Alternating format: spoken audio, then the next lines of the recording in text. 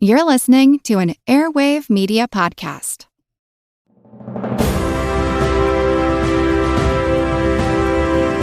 Hold your ears, folks. It's showtime. People pay good money to see this movie.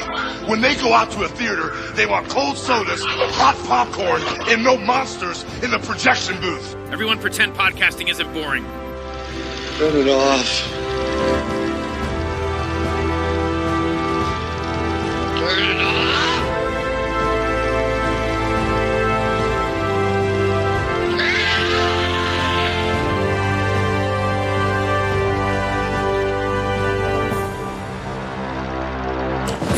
Tu vivrai con me in un'isola fantastica e un mondo vedrai di lassù, un mondo... L'anniversaire. Ouais. Je voulais vous dire une chose qui est très importante pour moi. Je voulais vous dire que je vous aime. Santé, maman. Bonsoir, Madame Dorn. Bonsoir. T'as rien dit à tes enfants, hein? T'as pas osé? C'est ça?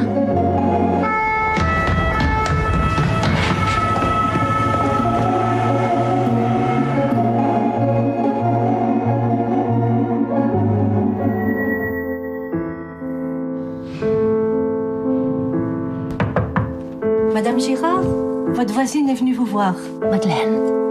C'est drôle quand même d'avoir choisi cet endroit pour prendre sa retraite. Ça, c'est le Colisée. C'est marrant, on dirait Madame Dorn.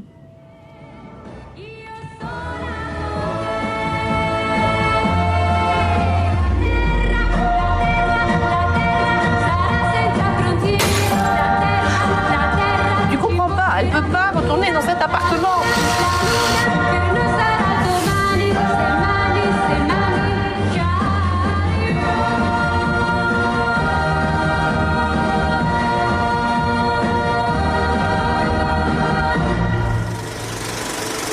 Hey folks, welcome to a special episode of The Projection Booth. I'm your host, Mike White. On this special episode, I am talking with Filippo Meneghetti, the director of Deux, which has the American title of Two of Us. It is currently available on Amazon Video.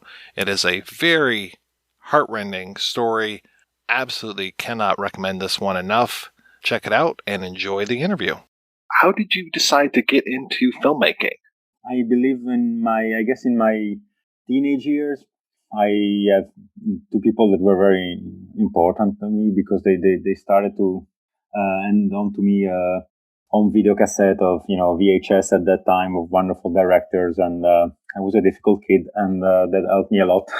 And I guess at that time it seemed like a very interesting thing to deal with, and then since then I did many different things on movie set, and then being an AD, and then I wrote for other people, and then little by little I get to direct. So. Can you tell me about that? The first film that you directed, was that the documentary? It was a documentary, yes. But actually that film, it's hard to me to think about that as a film of mine, since it was something that I made for the Italian trade unions of workers in construction or something, and they wanted.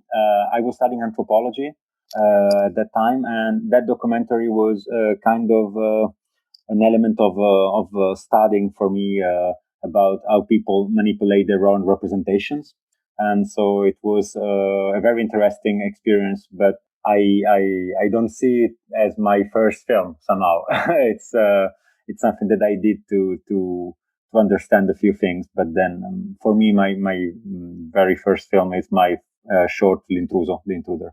And tell me, how did Two of Us, or Deux, how did that come about? Two of Us, it's related somehow to those two people that pass on to me the passion for cinema. Since in my teenage years, they went through, especially one of them, a very difficult time, and even though the story of the film is completely invented, is made up, I was really, really moved by her story at that time, and I always wanted.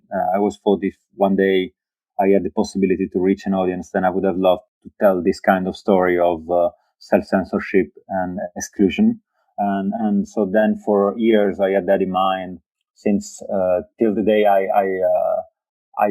saw the neighbor of a friend of mine living in the same way that Nina and Madeleine, the characters of the film, are living. So kind of sharing the last floor of a building with two apartments and landing that becomes just all one apartment somehow. And when I saw that this architectural device somehow, I thought it was a very good and simple and everyday life metaphor for the story that I wanted to tell of self-censorship and exclusion, because these two doors that are always open and then after a while in the film are always shut were a very simple image, I guess, that was very precisely telling what is happening inside the characters. From what I understand, one of the hardest things about filmmaking is actually getting it made, getting that final approval to have it produced. What was that like for you to actually get this thing made? Oh, it was. You're right. It's definitely the hardest thing, I guess, at least in my experience so far. It was 6, almost 7 years of struggling with my producer and my co-writer, with Marisol Bovarasmi, and it was a long way. And I guess even when we made it, we were still short on budget. So I guess it is also the hardest part of filmmaking are getting it made, and then once you get it made, trying to keep the core of the thing that you really want to say, you really want the audience to feel, to get it through all the difficulties and the problem that you might have, which are, a lot of different problems that might happen on a movie set and in pre-production. How was it for you directing something that wasn't in your native language? Yeah, that was, I live in France since 9 years or so. But I've learned French when I was 30. So, so I do speak French, but it is not my first language at all. It was a challenge, but also I did that before. I did direct a short, which is in a language in Britain, which is a language that is spoken by almost nobody nowadays.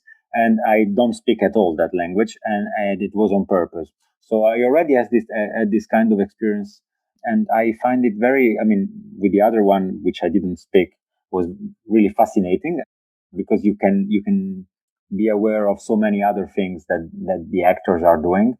And with French, it was a real challenge, but also, I had my co-writer with me on set. So and she's French. So if I ever had any kind of problems with dialogue or so on, I had somebody to help me. Yeah, I think it's interesting because it's also, I also like to be a stranger in the country I'm living in, because you have a different point of view on things, and I think it is worth to deal with this kind of difference. Yeah, you mentioned your co-writer. Can you tell me a little bit more about her? Oh yeah, she's a young French writer, and she's amazing and very talented. And we actually live together, and so it was very, very interesting for us to write a love story being a couple. And so I guess we put a lot of ourselves in a very strange way, probably, into the characters. And so we have a very deep understanding, and I guess that is very, very helpful, in writing a story together. The film is such a tour de force of acting, and I'm very curious. Can you tell me about the casting of your leads? I had the chance to work with wonderful actresses, Martine Chevalier, Barbara Sukova, but also Léa Drucker and Muriel Benazeraf, that plays the other role, the other main characters. Martine and Barbara are legends of, Martine, she's an institution in French theater, even though she haven't done much cinema. While Barbara, her filmography, it is something incredible.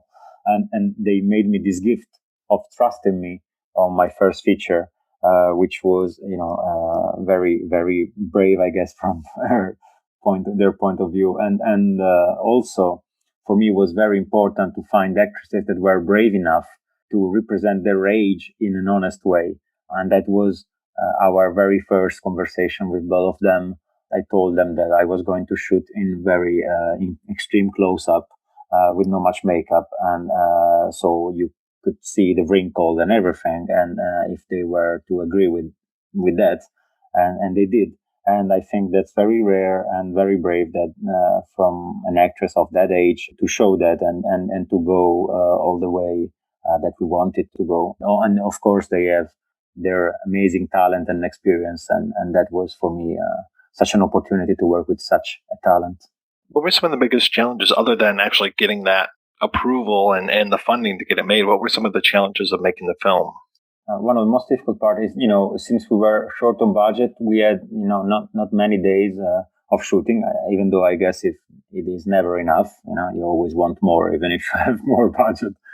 So the idea, my concern was about getting, so we were shooting quickly, but still I needed to take care of the balance of all the different elements, Two of Us is really a film of balancing different elements and different tones and different, scenes that have kind of genre kind of feeling and different kind of genre, and being able to keep it all together and consistent and focus on the balance between all the emotions that the character is feeling and the audience, and you want the audience to feel.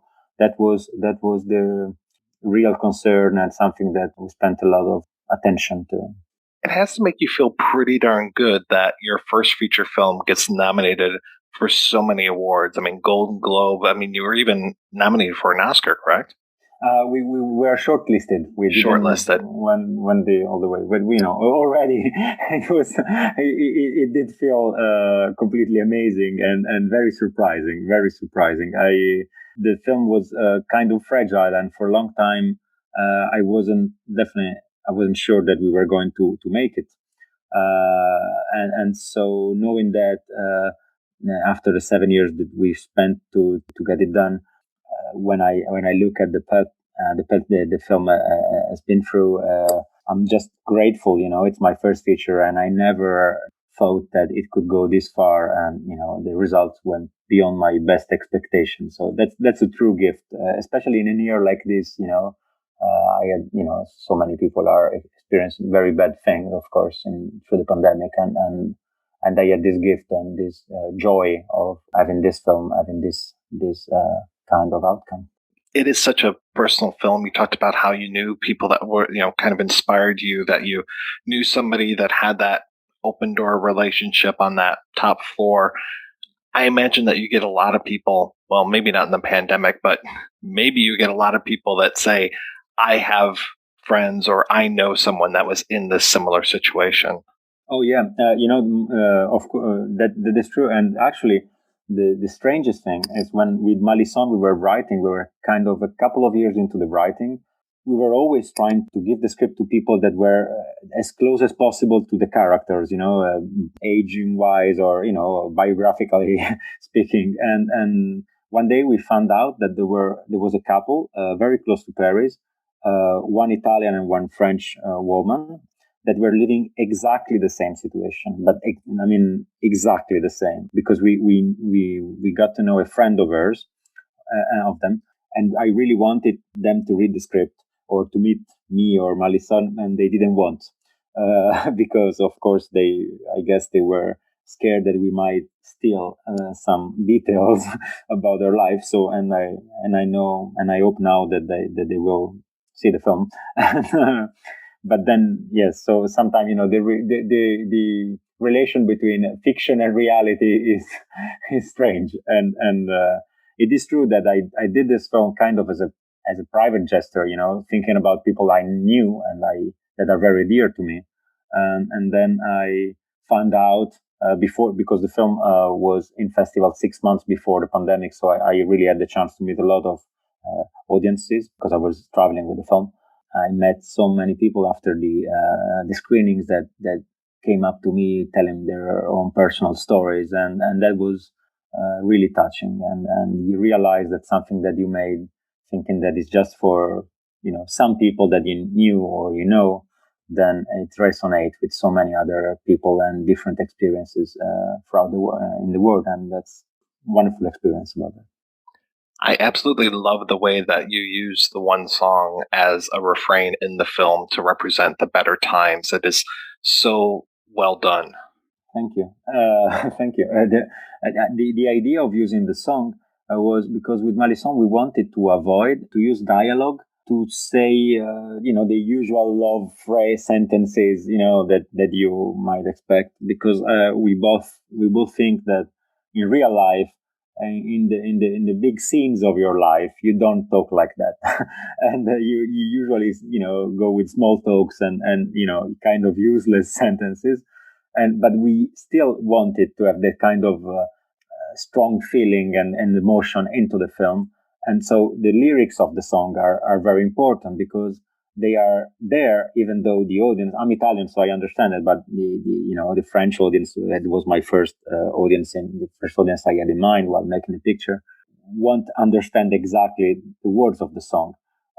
So a little bit like Nina and Madeleine's love story, it is there, but nobody sees it. and the song, it is a little bit like this. The love words, the love sentences are there, but the audience will get it just at the end. And then, pop song, this kind of wonderful 60s song, they work for emotion, and it was a good tool to use. I thought it was very smart too how you end the film with the song being subtitled or having the lyrics on screen. Yeah, that was the point, So we make sure that the audience get it. Right. So what's next for you? What are you working on now? To be honest, the life of the film has been great, but also demanding. I mean, I've been traveling with the film, and then, even through the pandemic, doing a lot of Zoom for, the Oscar campaign, the Golden Globes. And then right now I'm in Italy because the movie theaters are open like 2 weeks ago. So the movie is being released. So I was till yesterday, I was traveling with the film, meeting, the audiences, which is great. But that kind of avoided so far the fact that I can focus on the next picture. So then I have ideas. I'm starting to to read because I like to kind of study what I'm doing next. So I have a lot of books I'm reading, and I'm trying to think which is the best next option. I have many stories to tell, but I wanted to make sure that I tell the right story at the right moment, and watching the story through the right angle, especially. Well, I have a feeling that whatever you do next, I will very much enjoy, because Two of Us was absolutely fantastic. Thanks so much. Well, Mr. Meneghetti, thank you so much for your time. I really appreciate this. Thanks to you. It was a pleasure talking to you.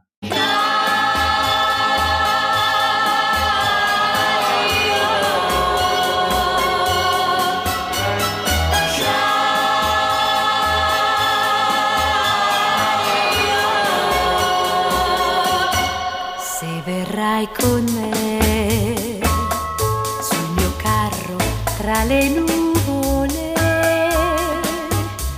più avanti del caldo del sole, sull'ultima stella lassù, se verrai, tu vivrai con me in un'isola fantastica. E un mondo vedrai di lassù, un mondo nascosto nel blu, tutto nuovo per te. La terra sarà senza frontiere, la terra ci porterà fortuna, la luna per noi sarà il domani, se verrai con me sul mio carro tra le nuvole, più avanti del caldo del sole, sull'ultima stella lassù, tu solo con me, io sola con te. La terra sarà senza frontiere,